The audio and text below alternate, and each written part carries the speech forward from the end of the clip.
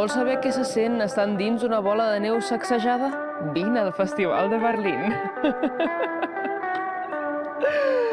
Quin horror.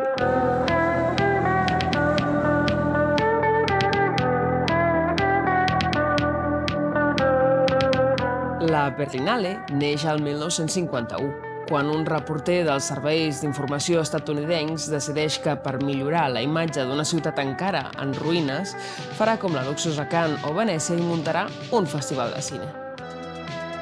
Aquest era una competició de cinema internacional d'estiu al Titània, al Xanadu de les sales de cine.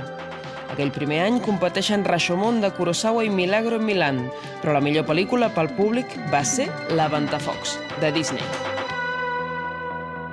La història de la Berlinale es pot resumir en 3 grans homes. El primer és Alfred Bauer, antiga mà dreta de Joseph Goebbels i gran amant del cine de Hollywood.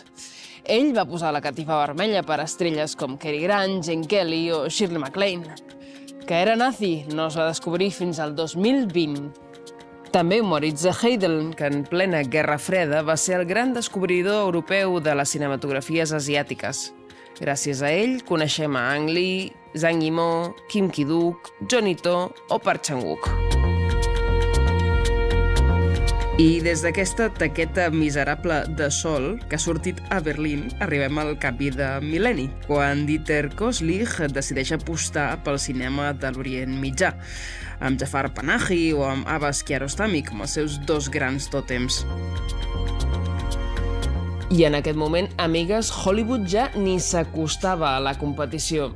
Clar, ara la carrera de premis ja està decidida i sí, a tothom li fa una mica de mandra venir a la ciutat de Berlín en ple febrer.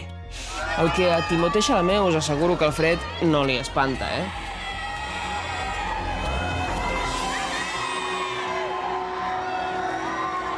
Sent Berlín una ciutat que ha hagut d'abraçar la part fosca de la seva història, dic jo que el festival també s'hauria de fer càrrec de les esquitxades polítiques que ha tingut, i que no són poques. Per exemple, al 1979, totes les pel·lícules soviètiques del festival es van retirar perquè hi competia El cazador, de Michael Cimino. En algunes seccions, això era la meitat del programa. Deien que la pel·lícula pintava una imatge ben racista dels vietnamites. I raó potser no els faltava. 9 anys abans, el 1970, el jurat internacional, amb un membre iugoslau i un estatunidenc, van dimitir en grup per simplement no posar-se d'acord sobre aquest retrat dels abusos americans de Vietnam.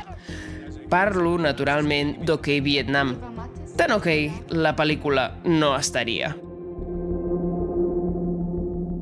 Som just davant de la catifa vermella i aquí el 2025 es va inaugurar el Berlinale Hub, un espai per allotjar, i cito textualment, debats polítics. I, de fet, no sé vosaltres, però a mi les declaracions del president del jurat, Wim Wenders, sobre la política i el cinema em semblen una miqueta Mariano Rajoyada. Hi esteu d'acord? Ens hem de mantenir allunyats de la política. Si fem pel·lícules que de manera intencionada són polítiques, llavors estaríem al terreny de la política.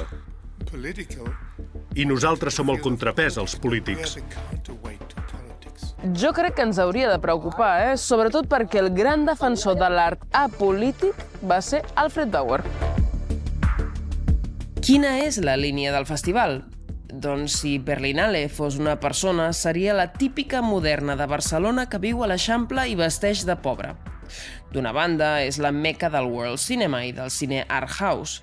Hong Sang-soo té cada any un lloc guardat a la graella. Visca!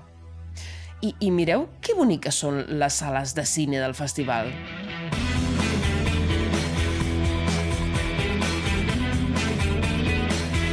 D'altra banda, la Berlinale ha estat la porta d'entrada de les grans estrenes de Hollywood a Europa.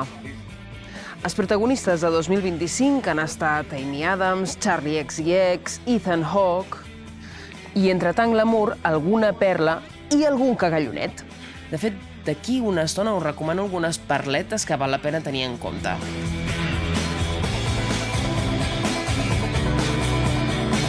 En fi, crec que la metàfora de la bola de neu sacsejada ha quedat més que demostrada. que entrem al cine.